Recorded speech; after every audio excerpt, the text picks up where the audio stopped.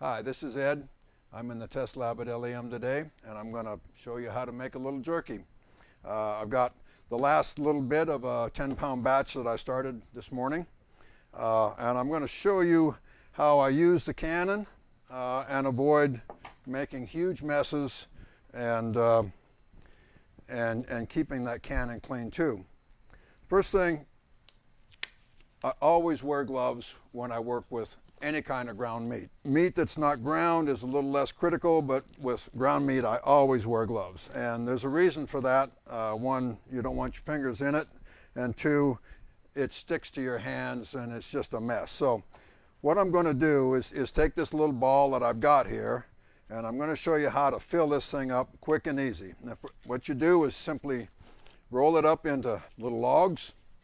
And you can see already why I wear gloves. The only thing that's critical is you make the logs slightly smaller diameter than the cannon itself, so it'll fall down in there.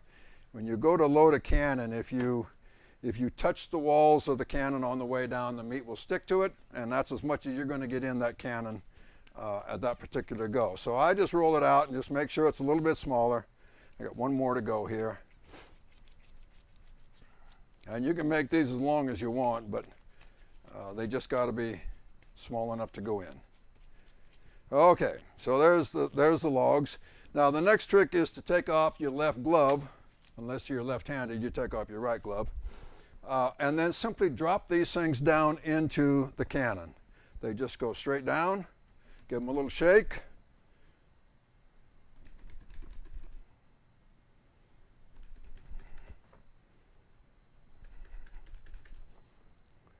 And there's about 1.5 pounds of meat in the cannon, right quick like.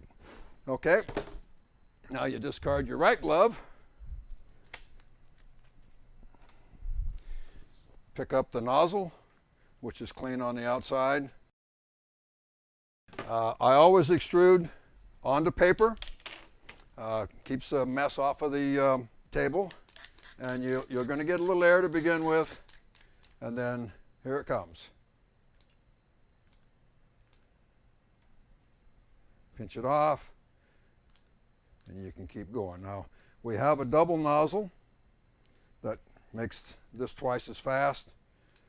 You can also make snack sticks this way. This is the way I prefer to actually make snack sticks, is to extrude directly onto a rack. And you can put the rack in the oven, or you can put the rack in the dehydrator. It doesn't make any difference. They're small enough in diameter. And then I simply take those snack sticks and I vacuum pack them. When you want some, you just tear it open and away you go. It saves all of the hassle of putting casings on. We've started with ground meat. We now have it on a tray and ready to go into the dehydrator. I want to emphasize a couple of things, and one is always use rubber gloves with ground meat. And by using the two-glove technique, taking the right hand off at one time, back and forth, you can keep your cannon absolutely clean. The only place there should be any meat is in the end and in the tube. In fact, I make jerky frequently and never wash this end of it because I never get it dirty.